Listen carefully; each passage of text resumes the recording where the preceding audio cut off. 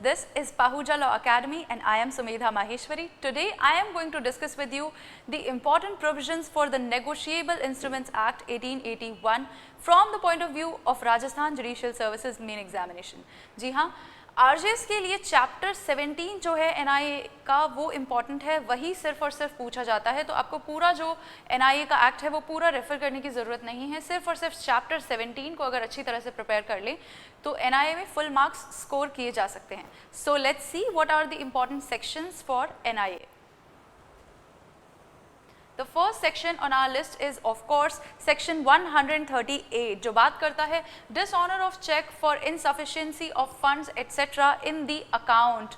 तो insufficiency of funds की वजह से जब dishonor हो रहा है या फिर जो बैलेंस क्रेडिट में है वो चेक के अमाउंट से कम है, तो इन सभी कंडीशंस को जो है 138 में डील किया गया है। साथ ही साथ इम्प्रिजनमेंट का पनिशमेंट बताया गया है, फाइन अप टू ट्वाइस बताया गया है। तो ये सारी चीज़ें जो हैं वो आपको ध्यान में रखते हुए इस सेक्शन को पढ़ना है। इसमें बहुत सारे एसेंशियल एलिमेंट्स दिए हुए हैं कि कब जो है कॉज ऑफ एक्शन अराइज होगा डिसऑनर के केस में, कितने वीक्स का नोटिस चाहिएगा, कितने डेज का नोटिस चाहिएगा अदर पार्टी को देना होगा, कितने डेज के नोटिस देने के बाद में जो है आपका कॉज ऑफ एक्शन अराइज होगा। तो ये सब चीज़ें आपको इसमें ध्यान से देखनी है और याद रखनी है। नेक्स्ट सेक्शन हमारी लिस्ट में है सेक्शन 141 ऑफेंसेस बाय कंपनीज। तो जब कंपनी ये जो डिसऑनर का ऑफेंस करती है तो उस केस में कौन कौन पर्सन्स जो हैं वो लायबल होते हैं, किस तरह से इनकी लायबिलिटी जो है वो डिसाइड की जाती है। तो आजकल कंपनीज भी बहुत सारे ऑफेंसेस कर रही हैं चेक के रिगार्डिंग, तो उस कॉन्टेक्स्ट में ये सेक्शन जो है इम्पॉर्टेंट है। Next section on our list is section 142 cognizance of offences।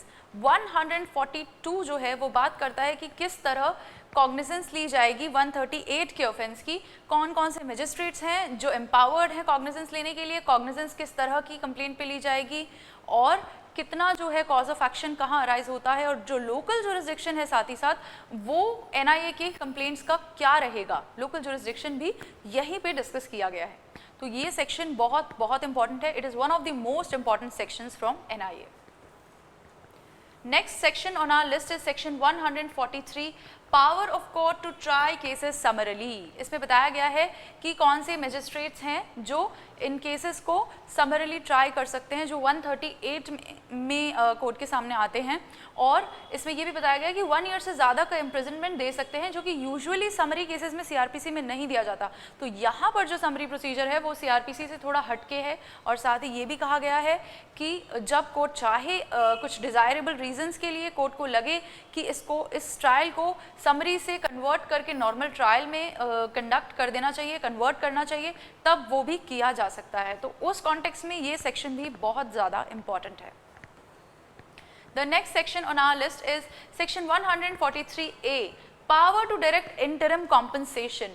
जी हाँ, 143A जो है वो आपके 2018 अमेंडमेंट से ऐड किया गया है और उसमें ये कहा गया है कि जो ट्रायल कोर्ट है वो इंटरिम कॉम्पनसेशन जो है अलाउ कर सकता है जो भी विक्टिम है, जो भी कंप्लेनेंट है, उसको चेक के डिसऑनर के केस में। तो इसमें भी देखेगा कि कितने दिन में इंटरिम कॉम्पनसेशन पे करना होता है और किन कंडीशंस में ये इंटरिम कॉम्पनसेशन जो है वो रिफंड करना पड़ सकता है किसी भी कंप्लेनेंट को। तो ये सब चीज़ें देखते हुए आप सेक्शन 143A देखेंगे। The next section on our list is section 147 offences to be compoundable। ये सेक्शन भी इम्पॉर्टेंट है। इस सेक्शन में भी यही कहा गया है कि सीआरपीसी से जो डिफरेंट है वो रूल्स यहाँ कंपाउंडेबिलिटी के एप्लीकेबल होंगे, not with standing criminal procedure code.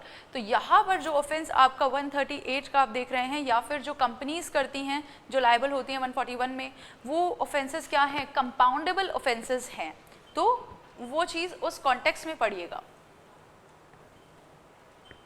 Section 148 power of appellate court to order payment pending appeal against conviction. जी हाँ, अब जो है अपीलेट कोर्ट को भी पावर है कि जो भी ट्रायल कोर्ट ने ऑर्डर में लिखा है अमाउंट जो पेएबल है फाइन का या किसी और तरह का जो पेमेंट है टुवर्ड्स दी चेक करने के लिए, वो पेमेंट जो है अपील के पेंडिंग होने तक कुछ अमाउंट जो है अपीलेट कोर्ट रिलीज करवा देगा। अपीलेट कोर्ट जो है अक्यूज से कहेगा कि you must pay this sum of money to the to the complainant till the time the appeal is settled. तो ये भी जो है आपका 2018 अमेंडमेंट से ऐड हुआ है, इस वजह से ये प्रोविजन बहुत इंपॉर्टेंट बन जाता है। These were the important provisions of the Negotiable Instruments Act for Rajasthan Judicial Services. Thank you for watching.